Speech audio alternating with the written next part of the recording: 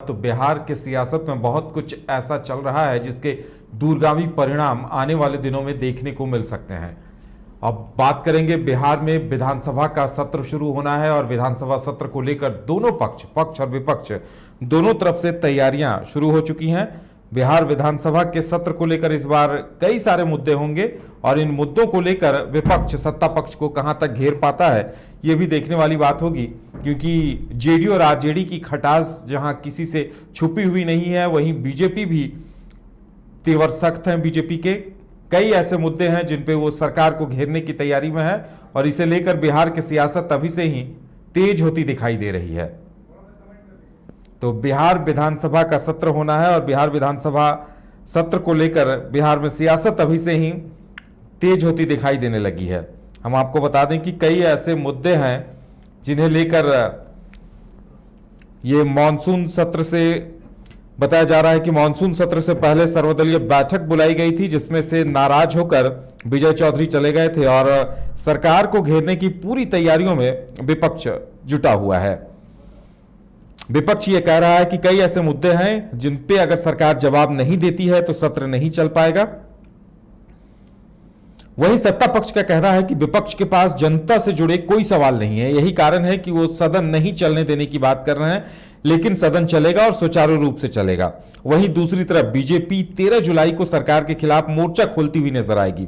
BJP सत्र को हंगामेदार करने को लेकर तैयार है, इसका असर लगातार देखने को मिल रहा है। और ज्यादा जानकारी के लिए इस वक्त हमारे साथ पटना से हमारे संवाददाता गौतम जुड़े हुए हैं। गौतम, विधानसभा के सत्र को लेकर जिस तरह से बयानबाजी हो रही है, लगता है काफी हंगामेदार सत्र इस बार देखने को मिलेगा। बिल्कुल, आपने ठीक कहा कि हंगामेदार सत्र होगा और शुरुआत कल से होने वाली है। हालांकि कल जिस शोक प्रस्तावना के बाद सदन स्थगित हो जाएगी, लेकिन उसके ठीक बाद जो बाकी 3-4 दिन बचे हैं उसमें सिर्फ और सिर्फ हंगामा ही देखने को मिलेगा। एक तो कि सत्र बहुत छोटा है, बहुत छोटा सत्र है और छोटे सत्र में सरकार अपनी जनता की कई योजनाओं को चाहेगी कि वो पास करे। लेकिन क्योंकि विपक्ष पहले से मूड बना चुका है कि इस बार सड़क से लेकर सदन तक प्रदर्शन करेंगे, बात चाहे शिक्षक के मुद्दे की हो, बात चाहे किसी अन्य मुद्दे की हो। लेकिन इतना जरूर है कि शिक्षा विभाग और के पाठक के बीच का विवाद, शिक्षक अभ्यर्थियों के नियुक्ति का मामला, बीपीएससी का मामला, तो ये कई ऐसे मुद्दे हैं जो सरकार को घेरने के लिए विपक्ष पहले से ही कमर कस चुका है।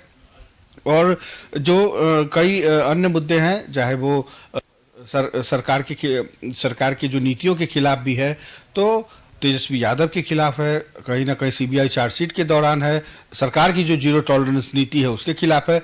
तो मुद्दों की कमी नहीं है बिहार में विपक्ष के पास मुद्दों की कमी नहीं है। और मुद्दे इतने हैं कि यदि पूरे महीने का भी सत्र होता तो शायद हंगामेदार ही होता। लेकिन चंद 4 दिनों का जो सत्र है वो बहुत ही छोटा है और पहले दिन तो ऐसे ही निकल जाना है। पहले दिन तो शोक प्रस्तावना के साथ ही सदन स्थगित हो जाएगी और उसके ठीक अगले दिन से, यानी कि जो कार्रवाई है सदन की, चाहे वो विधान परिषद की हो, विधानसभा की हो, ये दोनों ही सदन में हंगामा ही बरपेगा। और सदन के बाहर और सदन के अंदर ये दोनों जगहों पर एक साथ हंगामा देखने को मिलेगा। और यही मानसून सत्र की खास कह लें कि जनता के योजनाओं की जो के लिए जो सदन बना है वो हंगामेदार होगा और नेता वहाँ सिर्फ और सिर्फ हंगामा करेंगे। पहले यही विपक्ष में रहने वाले जो नेता हैं वो सरकार में थे, तो पहले आरजेडी विपक्ष में थी इसलिए हंगामा होता था। आज आरजेडी सदन में है तो सरकार के साथ है, तो बीजेपी विपक्ष में है, तो हंगामे से भरा ये सत्र होगा। और सत्र इतना छोटा, मैंने पहले ही कहा कि सत्र इतना छोटा है कि जिसकी कल्पना भी नहीं की जा सकती। चंद दिनों में ही यह जो मानसून सत्र है वो पूरी तरीके से खत्म हो जाएगा और ये हंगामे की भेंट चढ़ जाएगा।